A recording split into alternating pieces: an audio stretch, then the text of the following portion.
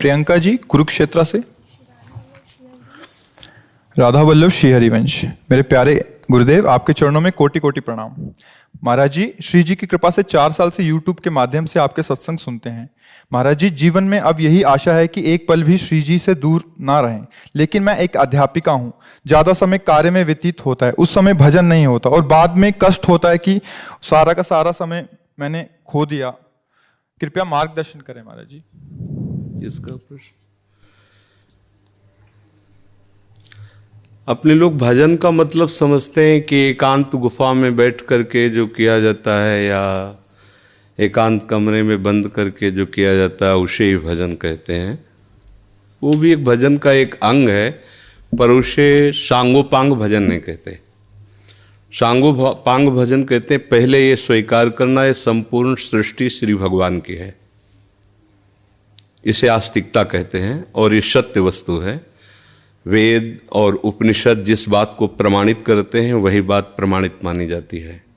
भगवान एकोहम बहुश्यामा, मैं एक बहुत रूपों में हो जाऊं, वो बहुत रूपों में खेल रहे हैं। आप उस सृष्टि में भेजे गए हैं अलग अलग सेवाओं के लिए। कोई डॉक्टर है, कोई मास्टर है, विविध प्रकार के अभिनय करके हमको अपने स्वामी से इनाम लेना है। किसी को वैरागी का अनुभव एक अभिनय है, किसी का रागी का अभिनय है, लेकिन सबका एक अब स्वांग दिया गया है। अपने स्वांग को ठीक से निभा लो तो इस माया प्रपंच से मुक्त हो जाओगे, इनाम मिलेगा।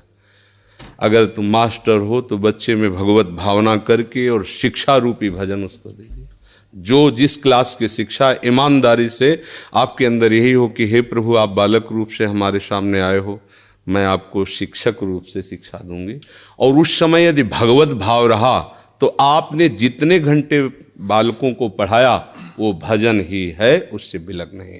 एक युद्ध क्षेत्र में खड़ा हुआ सूरवीर सामने के सैनिकों की गर्दन उतारता है अपने देश रक्षा के लिए, उसका वो भजन ही है, भजन से कम नहीं है, क्योंकि अपने धर्म के लिए वो युद्ध में वार कर रहा है। अधर्म से किया हुआ हर कार्य निष्फल है और धर्म के लिए किया हुआ हर कार्य भजन है, क्योंकि सृष्टि भगवान की है। अगर एक केवल मान लिया जाएगा कि माला चलाना इतना ही भजन है तो वो भजन के सर्वरूप को नहीं जानता है। अगर ऐसा ही हो तो अर्जुन जी कह रहे हैं श्री भगवान से कि मैं संन्यास लेकर के विरक्त होकर मांग कर खाऊंगा, पर मैं युद्ध नहीं करूंगा क्योंकि इसमें हिंसा होती है। और श्री भगवान कह रहे हैं कि नहीं, तुझे युद्ध करना ही होगा। मां मुनिस्मर युद्ध च, मेरा स्मरण करते हुए तुझे युद्ध करना होगा। तो हमें ये बात समझनी कि हमको जो स्वांग मिला उसमें हम बेईमानी न करें। अगर आप डॉक्टर हैं तो मरीज रूपी भगवान की सर्वतोभावेन सेवा, आपको जो स्वांग मिला है आप उसमें बेईमानी मत कीजिए, सत्यता से चलिए, वही आपका भजन बन जाएगा, उसी से भगवान प्रसन्न हो जाएंगे। पर ये स्मृति रहे कि मैं किसका कार्य कर रहा हूं, बस अगर ये स्मृति चली गई तो अहंकार आ जाएगा। मैं अभिनय में श्रेष्ठ हूं, मैं अमुक श्रेष्ठ, मैं विद्वान हूं, मैं ज्ञानी हूं, मैं महात्मा हूं, मैं भक्त हूं, मैं भजनानंदी हूं, किसी भी बात का अभिमान आ जाना उपासना की वृत्ति का नाश हो जाना है। एक छोटा सा भी कार्य आपको भगवत प्राप्ति करा सकता है, उस कार्य का उद्देश्य बदल जाए। बस हम समझते हैं माला जपना ही केवल भजन। बात सुन, एक आदमी बहुत हिंसा प्रवृत्ति का था, चोर था और हिंसा में उसको सुख मिलता था। जैसे अलग अलग, वो इतना तमोगुणी था, जब किसी को काटता और तड़पता तो उसे सुख मिलता था। सैकड़ों हजारों को ऐसे काटता था। एक दिन एक महात्मा उसकी मार्ग से जा रहे थे, मिल गए, उसने उनको भी वैसे ही प्रताड़ित करना चाहा। तो भगवत प्राप्त महात्मा थे, उन्होंने कहा कि बच्चा, इससे तुमको क्या मिलता है? तो संतों के दर्शन से, संभाषण से अंतःकरण की मलिनता का नाश होता है। यदि अभिमान त्याग कर संतों के पास जाया जाए तो एक एक कदम यज्ञ के समान होता है। संत दरस को चालिए तज माया अभिमान। जो भगवान में वास्तविक रमण करने वाले महापुरुष हैं उनका प्रभाव होता है। उस पापात्मा जीव की हिम्मत नहीं हो रही थी उनकी तरफ देखने की। उनका बेटा तुम ये सब क्यों करते हो? तो उन्होंने उनका सुख के लिए करता हूँ, संपत्ति छीनता हूँ, मारता हूँ। इसे बोले अभी तुम सुख की पहचान ही नहीं जानते हो, किसे सुख कहते हैं? तो उनका फिर मुझे बताइए आप सुख किसे कहते हैं? तो बोले हमारी बात तुम्हें तभी समझ में आएगी तब तुम निष्पाप हो गए, क्योंकि पापवंत कर सहज स्वभाव भजन मोहिते ही भावन बोले महाराज क्या करूं जिससे मैं निष्पाप हो जाऊं? तो उनका हमारे भारत में पवित्र देश है, उनमें आप भ्रमण करो, अवगाहन करो, तुम पवित्र हो जाओगे। निष्पाप करने के लिए हमारे बहुत से तीर्थ हैं भारत में, तीर्थपाद प्रभु ने उनको प्रकट किया है। तो महाराज हम कब जानेंगे पवित्र हो गए? तो सिद्ध महापुरुष थे, उन्होंने एक शुष्क लकड़ी दी, सूखी हुई लकड़ी दी, कहा इसे ले जाओ और जब ये हरी होने लगे, इसमें किनगा आने लगे, तो तुम समझ लेना तुम निष्पाप हो गए। चला गुरु को प्रणाम करके 10 किलोमीटर चला हुआ, शाम हुई, एक वृक्ष बड़ा था उसके नीचे रुका। गांव में रहने का स्वभाव उसका नहीं था, और उसमें 4-5 चोर बैठे हुए थे, और वो नीचे जड़ में ऐसे जाके बैठ गया। रात्रि व्यतीत हो तो तीर्थयाटन को जाएंगे। वो ऊपर प्लान बना रहे थे कि इन गांव वालों ने मुझे बहुत सताया है, आज रात्रि में 12 बजे चारों तरफ से आग लगा देंगे और अस्त्र शस्त्र ले जो भागेगा मारेंगे, पूरे गांव को आज नष्ट करेंगे। उसके कान में पड़ी बात, उसने कहा कि तीर्थ यात्रा तो जा ही रहे हैं, अगर इन जो 4 हैं 5 हैं इनको अगर मार देते हैं तो जा ही तो रहे हैं तीर्थ यात्रा में, पूरा गांव बच जाएगा। ये पूरे गांव को मारना चाहते, पशु पक्षी हैं, बहुत से जीव हैं। तो उसने कहा भैया तुम्हारे गुरु हम हैं, तुम 4-5 मिल के मारते हो, हमने अकेले न जाने कितनों को मारा है, आओ हम तुम्हें सलाह बताते हैं कैसे पूरे गांव को नष्ट करना है। तो चारों कूद थोड़ी पड़ेंगे, एक ही एक आएगा। चारों को हम मार दिया। सोचा अब यहां हिंसा हो गई, नहीं रुकेंगे। लकड़ी उठाई तो हरी हो गई। उनका गुरुजी ने कहा था जहां हरी हो जाए वापस चला गया। वहां गया संत भगवान को, संत ने कहा हम जानते थे कि तुम ऐसे स्वभाव वाले हो कि तुम्हें तीर्थ यात्रा सुहाएगी नहीं, वापस आ गए। तो उनका भगवान आपकी आज्ञा पर, आपने कहा था हरी हो, देखो हरी हो गई। तो बोले कौन से तीर्थ में? बोले तीर्थ लेके आ, 4 को और मार दिया है। बोले बताइए कैसे? उन्होंने बोले देखो बेटा, पहले स्वार्थ के उद्देश्य से मारते थे तो पाप हुआ, लेकिन पूरे नगर के बचाने के लिए 4 को मारा आपने, उद्देश्य आपका दूसरों के सुख के, इसलिए मारना ये आपको तीर्थयाटन से भी अधिक पवित्र करने वाला हो गया। क्रिया वही, उद्देश्य परिवर्तन, फल का परिवर्तन। यदि हम सब अपने धर्म से चले, अपने कर्तव्य को भगवान की पूजा माने, तो जो जहां है उसको अलग से कोई मार्ग चयन नहीं करना, वही भगवान की प्रसन्नता के लिए करे, उसको वही भगवान की कृपा की प्राप्ति होगी। तो आपको कोई परेशानी का विषय होना ही नहीं चाहिए। आप अध्यापिका और बच्चों को पढ़ाइए और बीच बीच में राधा राधा राधा स्मरण कीजिए। जो भी कर रहे हो अपने प्रभु के लिए कर रहे हैं ऐसी भावना कीजिए। इसमें कोई श्रम नहीं, कोई परिश्रम नहीं, कोई अलग से ऐसा नहीं कि नाक दबा के बैठना है, आंख मूंद के बैठना है। प्रतीक जी। श्री हरिवंश महाराज जी, मन बुद्धि बहुत धीरे से भजन से हटा के कई बार सांसारिक भोग और सुखों की तरफ ले जाता है। इससे जितना श्री जी में लगाना का निश्चय आता है उतना मन बाधा उत्पन्न करता है। कृपया मार्गदर्शन कीजिए कैसे हमेशा के लिए इसे अभी हम मन का स्वरूप समझ नहीं पाए, इसलिए हम शिकायत करते हैं मन की। मन बाधा उत्पन्न नहीं करता है, मन को हमने वो पकड़ाया है, वही हमारे सामने पेश करता है। जो चीज हमने अपने मन को नहीं पकड़ाया, जो चीज विषय हमने नहीं भोगा, वो मन हमारे सामने नहीं प्रस्तुत करता। हमने गंदी बातें पकड़ाई हैं, गंदी क्रियाएं पकड़ाई हैं, गंदे दृश्य देखे हैं, गंदा चिंतन करवाया है मन से, तो वही वो बातें पकड़े हुए हैं।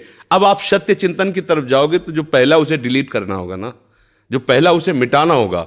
ये जो नाम है, ये जो मंत्र है, ये उसको डिलीट करता है। तो जब कोई साधक भजन में बैठता है तो उस समय उसकी गंदी बातें सामने आती है, वो उसमें नई नहीं आ रही, जो उसमें भरी हुई है मन में, वो नाम निकाल रहा है। तभी तो मन निर्मल होता है भजन करते करते। अब उसकी प्रेरणा से आप कोई नया पाप कर्म न करें। जैसे अंदर कोई गंदी बात आ रही, आप धैर्यपूर्वक नाम जपते रहिए और विचार कीजिए जा रही है। दूसरी बात, मन वहां जाता है जहां जहां हमने अपनी प्रीता रख रखी है। हमारा मन मांस में कभी नहीं जाएगा, क्योंकि कभी उस मदिरा में कभी नहीं जाएगा, नहीं जाएगा, क्योंकि उसकी मान्यता हमारे अंदर, उसके अंदर कोई भाव हमारा अंदर नहीं बैठा है। अगर हमारे अंदर जो जो विषयों ने भाव बैठा, हमारा मन वहीं जाता है। सच्ची बात समझो, बिना कनेक्शन के बिजली नहीं जाती। ऐसे ही जब तक आपने संबंध विषय वस्तु पदार्थ से नहीं बना, तब तक आपका मन नहीं जाएगा। तो देखो, डरना नहीं है, घबराना नहीं है, मन जहां जहां जाए बार बार वहां से हटा के अपने लक्ष्य में लगाना है। हमारी विजय होगी, क्योंकि हमारा मार्ग सत्य है और हम भगवान के जन हैं। पर देखो, धोखेबाजी, पाखंड, नाटक नहीं करना चाहिए इस मार्ग में। हम ये कहते हैं कि तुम्हें विषय सेवन करना है, तुम्हें स्त्री शरीर प्यारा है, या तुम स्त्री शरीर साधो को पुरुष शरीर प्यारा, तो नाटक करने की, बाबा जी बनने की जरूरत नहीं। ब्याह करो, जाके आराम से धर्म से चलो और भगवान को प्राप्त हो। गंदी बातें, बेविचार, धर्म विरुद्ध आचरण करना, ऊपर से कुछ और दिखाना, या हमारे प्रभु को पसंद नहीं। मोह कपट छल छिद्र न भावा, हमारी योग्यता नहीं इस मार्ग में चलने पे। इसलिए भगवान से प्रार्थना करो कि हम नहीं चल सकते, तो आप जिस मार्ग के पथिक बनना चाहते हो बनो, लेकिन सच्चाई से चलो, तो वहीं तुम्हें भगवान की प्राप्ति हो जाएगी। हमारा मन वहीं जाता है जहां हमने सुख बुद्धि कर रखी है। अगर भगवान में सुख बुद्धि हो जाएगी तो हट नहीं सकता। सा वही मना कृष्ण पदार विंदयो, आपका मन प्रभु में लग जाएगा। बोलो, हम जब किसी फिल्म को पसंद करते हैं, उसको बैठ के देखते हैं, 3 घंटे में किसका मन कहां जाता है? बोलो, कहां जाता है? कोई अगर बता दे कि 3 घंटे मेरा मन, अगर आपने पसंद किया है उसे तो, और आप जब देखेंगे तो आप 3 घंटे समाधि में रहेंगे, दुनिया का पता नहीं रहेगा। ऐसा क्यों हुआ? वो एक झूठा रचा हुआ नाटक था, एक झूठा दृश्य अभिनय किया गया था, लेकिन मेरी पसंद है तो मैं 3 घंटे बिल्कुल अपने मन को कहीं नहीं जाने दिया, और भजन में बैठते हो मन भागता है। क्यों? क्योंकि पसंद नहीं है हमारी। हम करना चाहते पर पसंद नहीं है। आप देख लीजिए ना, कोई भी आप सीन देख लीजिए, कोई भी आप विषय देख लीजिए, जिसमें आपको पसंद है वही मन पकड़ लेगा। तो भाई मन की क्या गलती? मन को लोग गाली देते रहते हो, मन बड़ा गंदा है। आपने जहां उसे खड़ा किया वो आपका सपोर्टर है। आपने उसे गंदी आदत दे दी, गंदी आदत, अच्छी आदत दे, एक क्षण के लिए भी भगवान का विस्मरण नहीं हो सकता। गला काटने पर भी उसको आप पकड़ा के तो देखो नाम। ऐसा होता तो ये जो विश्व में हमारे संत महात्मा है, सब नाटक ही थोड़ी होता है। असली नोट का ही नकली बनाया जाता है, नकली का असली नहीं होता है, असली का ही नकली होता है। तो अगर कोई पाखंड भी करता है तो उसी असलियत का स्वांग करता है, तो असली है ना। जो असली है, एक क्षण के लिए भी भगवान का स्मरण कभी टलता नहीं है। सोते जागते, उठते बैठते, चलते फिरते सच्चिदानंद भगवान उसके स्वभाव में, उसके जागृत स्वप्न इस स्फुरत में, चाहे स्वप्न में हो चाहे जागृत में हो, स्फुरत हर समय प्रभु का स्मरण। ऐसा क्यों हुआ? उसने अभ्यास किया है। आंख लगा के हम निशाना नहीं लगा सकते, क्यों? अभ्यास नहीं है। और ऐसे भी है, ऐसे मार देंगे, क्यों? अभ्यास। ऐसे ही आपने भजन का अभ्यास नहीं किया, पूर्व मन में विषयों किया है, तो देखो आंख मूंदते, आंख खोलते विषय चिंतन होता है, भगवत चिंतन नहीं। तो घबराने की जरूरत नहीं, गलत अभ्यास को अच्छे अभ्यास से मिटा देना है। कोई बड़ी बात नहीं, हम भगवान के अंश हैं, उनके बच्चे, हम कुछ भी कर सकते हैं। आप ये बात सब लोग बैठा लीजिए, कोई आकाश से पैदा नहीं होता, सब उसी जीव स्वरूप से आते हैं, ईश्वर के अंश, सब कुछ कर सकते हो। जब नारायण नर बन सकता है तो नर नारायण बनने में कोई संशय नहीं। आप चलो तो, पर आप भजन न करो, विषय सेवन करो तो बात अलग हो जाएगी। इसलिए सब नाम जप करो, गंदे आचरण मत करो, जिससे दूसरों का अहित और दुख होता है ऐसे ना बात करो, ना ऐसी चेष्टा करो। भगवान कृपा करेंगे, आप सदैव सुखी रहोगे, आनंदित रहोगे। प्रिय सखी, गुरुदेव भगवान के चरणों में कोटि कोटि नमन। गुरुदेव भगवान, इस शरीर से काम वासना खत्म हो गई है, पति को काम वासना बहुत है, क्या करूं, मार्गदर्शन करें। पति के अनुकूल चलना चाहिए। जब 2 पाणी ग्रहण करते हैं, पति और पत्नी, तो एक दूसरे को सहयोग करके मित्र भाव से चलाना चाहिए। हमें अपनी रुचि दूसरे पर नहीं थोपनी चाहिए, बात ध्यान रखना चाहिए। हम दोनों एक मार्ग के साथी हैं, तो हमको चाहिए कि हमें अपनी रुचि उसके अनुकूल करनी चाहिए, उसको चाहिए कि हम अपनी रुचि को एक दूसरे के अनुकूल कर ले। अगर आपकी रुचि नहीं है तो पति को मनाइए और अपनी रुचि में उसको अनुकूल कीजिए। अगर वो अनुकूल नहीं होता तो आप कोशिश कीजिए कि आपकी वृत्ति के कारण कहीं वो व्यभिचार में ना उतर जाए, गंदे मार्ग में न जाए, उसका साथ दो, आप उसके साथी हो। आपका ब्रह्मचर्य उतना महान नहीं होगा जितना पति की आराधना महान होगी। पति को एक मित्र है, मान लो हम कह रहे हो वो पति परमेश्वर होता है, ऐसा मत मानिए। तो एक मित्र है, हम दोनों मिलकर के संसार मार्ग में चलना, तो हमारी रुचि ही पूरी थोड़ी होती है, दोनों की रुचि मिलनी चाहिए। अगर दोनों रुचि, दोनों ब्रह्मचारी रहो। अगर एक की रुचि नहीं तो दूसरे को सपोर्ट करना चाहिए कि कहीं वो लड़खड़ा के गिर न जाए, उसका मार्ग न भ्रष्ट हो जाए। हम ये देखते हैं कि 4 दिन बाद पति पत्नी ऐसे तलाक, ये क्या है क्या? सिर्फ अपनी रुचि का पोषण नहीं होना चाहिए। अगर हम 2 मिलते हैं, दोनों मित्र बनते हैं, तो एक दूसरे की रुचि का आदर करें, एक दूसरे की रुचि का सहयोग करें, तभी तो जीवन यात्रा चलेगी। नहीं तो कब ऐसे नहीं चलेगा। आप ब्रह्मचारी बन के बैठो और वो व्यभिचार में प्रवृत्त हो जाए, तो आपने पानी ग्रहण किया था, ये आपकी मित्रता नहीं सही रही। हाँ, वो बहुत ही व्यभिचारी है, अन्य अन्य अन्य, तो फिर अपने को अलग कर लेना चाहिए। अगर वो एक पत्नी व्रत है तो हमें उसका सहयोग करना चाहिए, उसमें ब्रह्मचर्य की तरफ वृत्ति न रखकर अपने पति की अनुकूलता की तरफ वृत्ति रखनी चाहिए। महर्षि, आप भारतीय क्रिकेट टीम के कप्तान हैं और ये फिल्म इंडस्ट्री में अभिनेत्री हैं, ऐसा आपका परिचय है? तो ये आपसे मिलने आया था, आपका सत्संग सुनते हैं महर्षि। श्री जी का माला इनको और चुनरी सखी को पहना दीजिए। जी महर्षि।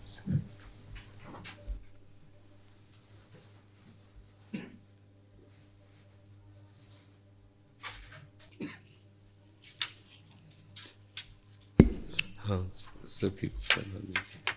ये माला हमारी श्री जी की प्रसादी। देखो, एक कोई छोटी माला श्री जी की प्रसादी इस बच्चे को पहना दो। हाँ, बच्चा है, बड़ा माला नहीं।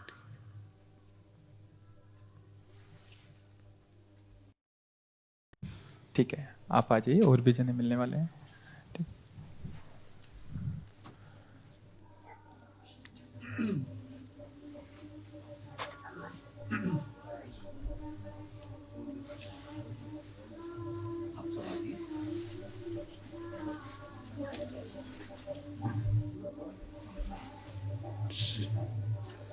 जय जय श्री।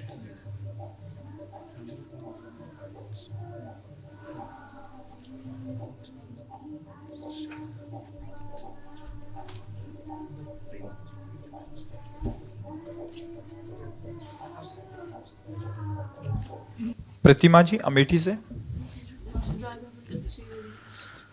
मेरे प्यारे गुरुदेव भगवान, आपके चरणों में कोटि कोटि प्रणाम। गुरुदेव, घर की परिस्थिति अनुकूल नहीं है, वहां का वातावरण का प्रभाव इस मन पर बहुत प्रभाव डालता है, जो नहीं करना चाहिए वो भी करवाता है। हे नाथ, हम कैसे भजन करें, कुछ समझ नहीं आता, बहुत पाप हो जाता है। हाँ, नाम रूपी बल हृदय में धारण करो, किसी के सहयोग की जरूरत नहीं, कुछ कहने की जरूरत नहीं, बस बात समझो। नाम रूपी बल हृदय में धारण करो, सब कुछ हो जाएगा।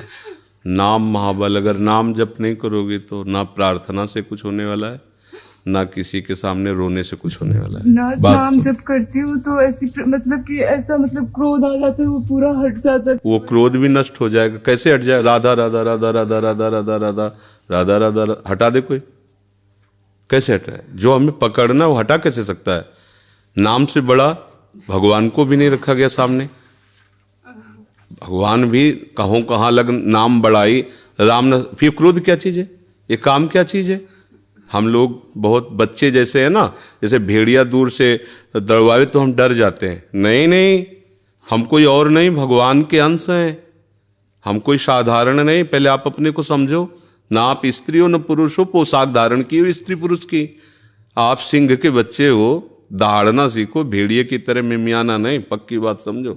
हमारी बात समझोगे तो आप चलोगे, नहीं तो बात समझ में नहीं आएगी। पहली बात समझो, आप न स्त्री हो न पुरुष हो, ये पोशाक है।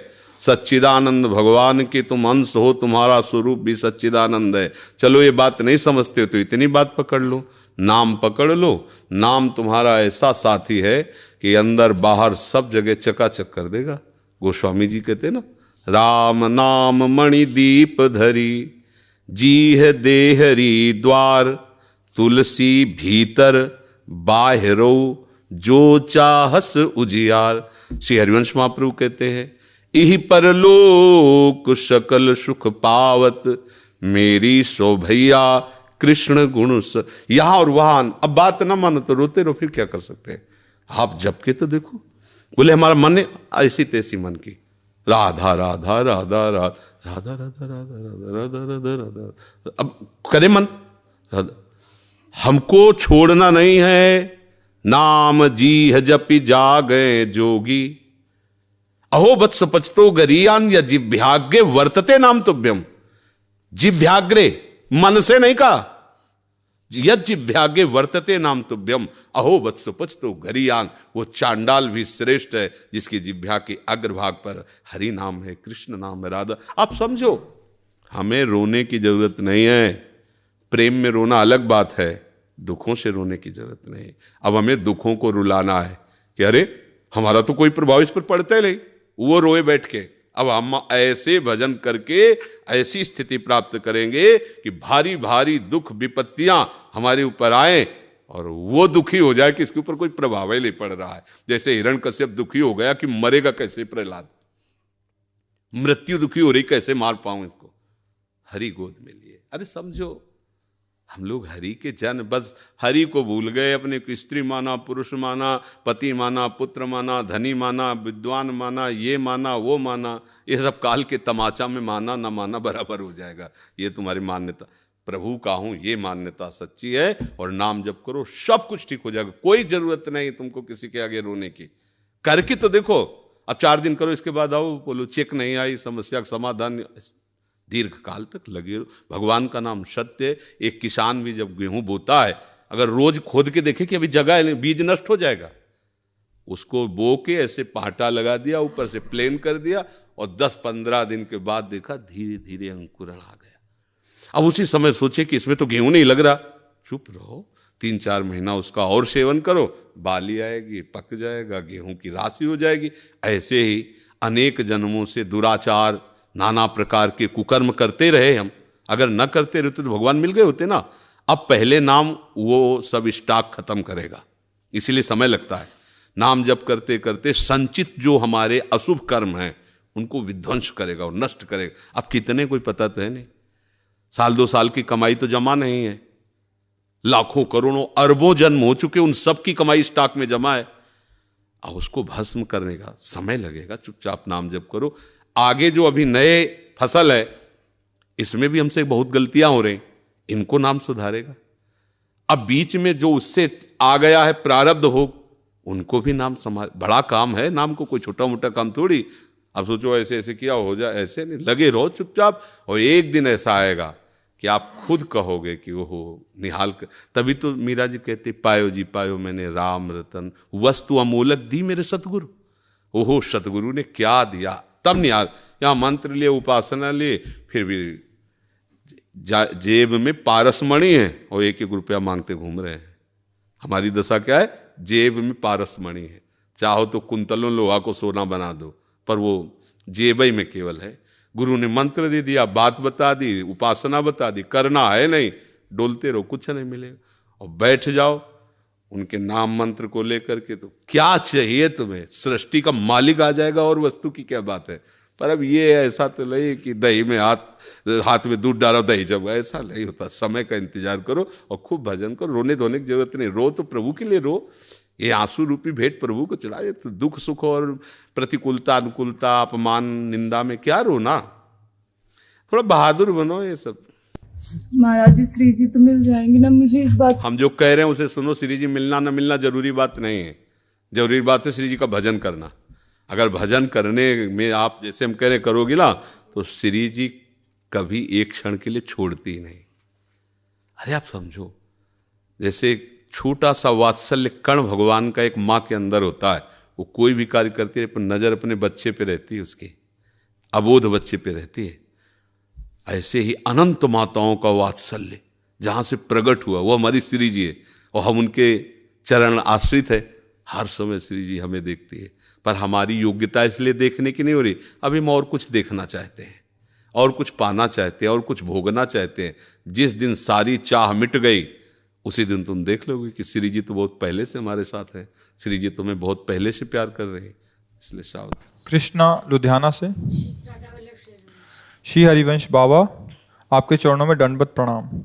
बाबा, मेरे स्कूल में तिलक लगाने से मना किया जा रहा है, अब मैं क्या करूं, मेरा मार्गदर्शन करें। हाँ तो तुम मत लगाओ तिलक, हम तुम्हें बताएं। सूखी रज ले लिया ना, बट्टी सूखी, ऐसे कर लिया, ऐसे लगा लिया, तो तिलक भी लग गया और नहीं भी लगा, कोई तुम्हें डांटेगा भी नहीं। ठीक है, हाँ ना, मत लगाओ। क्योंकि प्रगट में क्या है ना, बच्चा है, साथी भी उसको चिढ़ाने लग सकते हैं, बड़ा भगत, तो मतलब अभी बच्चा है। तो तुम ऐसा करो, जिससे आप रगड़ के लगाते हो ना, उसको रगड़ो मत, उसको सीधे ऐसे करो। ऐसे लगाया, ऐसे बिंदु रख ली, तो तिलक भी लग गया। और भगवान की बात तो जानते हैं, और वो लोग जानते नहीं, तो वो तुम्हें चिढ़ाना बंद कर देंगे और बढ़िया लग जाएगा। ठीक है पापा, तो फिर मैं गर्दन पे लगा लूं तिलक वहां पर? नहीं, सुनो, ऐसे ऐसे चाहे द्वादश तिलक बना लो, कोई परेशानी नहीं। थोड़ा और बड़े हो ना, और जब निष्ठा आ जाएगी ना, फिर कोई नहीं। अच्छा, शराब पियो कोई डांटता है क्या? टीचर विद्यार्थी को साथ बैठा कर पिलाने के लिए राजी हो जाएगा। लेकिन अगर ये माला तिलक का, ये कलयुग का प्रभाव है, तो बच्चे हो इसलिए, मतलब तुम्हें ऐसा कह रहे, अगर कोई जवान ऐसी बात करे तो उसे हम दबका देंगे। अपनी निष्ठा तो नहीं रख पा रहा, फिर किस बात का भक्त है? ये सम्राट अकबर आगरे आया दौड़े पे, तो वहाँ बड़े बड़े सब जो छोटे छोटे प्रांतों के राज कर्मचारी थे, उनमें मधुकर शाह जी भी थे, हरिराम व्यास जी के तिलक कंठी सब कई ऐसे उनको दिखाए तो जलन होती है। अब बादशाह है, उसके सामने सब हिंदू चिन्हों से, भागवतिक चिन्हों से युक्त, तो उसने ऐसे देखा कि अधिकतर अधिकारी सब कंठी तिलक, क्योंकि ब्रजभूमि और प्रभाव ऐसा, तो उनका हमारा फरमान जारी किया जाए, कल से कोई भी अगर तिलक लगा के आया तो गरम लोहे से उसका मस्तक दाग दिया जाएगा, कोई भी सभा में तिलक लगा के नहीं आएगा। बादशाह अकबर का हुक्म। मधुकर शाह ने सोचा कि यार जीवन किस काम का, ये भगवान का दासत्व अगर इसे मिटा के गए एक संसारी बादशाह के सामने, फायदा क्या होगा? गला कटवा देना अच्छा है, लेकिन तिलक उतारना अच्छा नहीं। वैसे तो अंगरखी और धोती वो सब राज पोशाक पहन के जाते थे, केवल नीचे धोती पहन के लंबा तिलक, 12 तिलक लगाए, द्वादश तिलक, यज्ञोपवीत खुला, कंठी की माला खुला, तलवार खोशी। सभा में देखा कोई भी तिलक नहीं लगाया था, क्योंकि बादशाह का हुक्म, बादशाह वो तत्काल तो मृत्यु दंड दे सकता है। गए, सामने खड़े हो गए, द्वादश तिलक। उनका अकबर सम्राट ने कहा, सुना नहीं था कल का फरमान मधुकर शाह? खींच ली तलवार। उनका, आप एक मुल्क के बादशाह हैं, ये अनंत मुल्कों के बादशाह का तिलक है, मेरी गर्दन कटने पर ही ये मिटेगा, ऐसे नहीं मिट सकता, जिसकी ताकत हो मिटा के देखे आके। बदल गया, 1 सेकंड में बादशाह बोले वाह वाह वाह, यही हम देखना चाहते थे कि इस तिलक में किसकी निष्ठा है। धन्य है मधुकर शाह, तुम वास्तविक तिलक के अधिकारी। ऊपर बैठाला बगल, जो भागवतिक तेज से मानो ऐसा लगा कि इनसे अब कोई आंख नहीं मिला सकती, भागवतिक तेज से संपन्न होकर कि ऐसे नहीं मिट जाएगा तिलक, गला कटेगा तब मिटेगा। देखे कौन आ, अभी फरमान जारी हो जाए कि गला काट दिया जाएगा तो सब मिटार कर चुपचाप, भैया राधे राधा तो कहला का गला कट। निष्ठा तो एक अलग चीज होती है ना। बहुत सावधान रहो। अभी बच्चे हो, आप ऐसे ही कर लीजिए।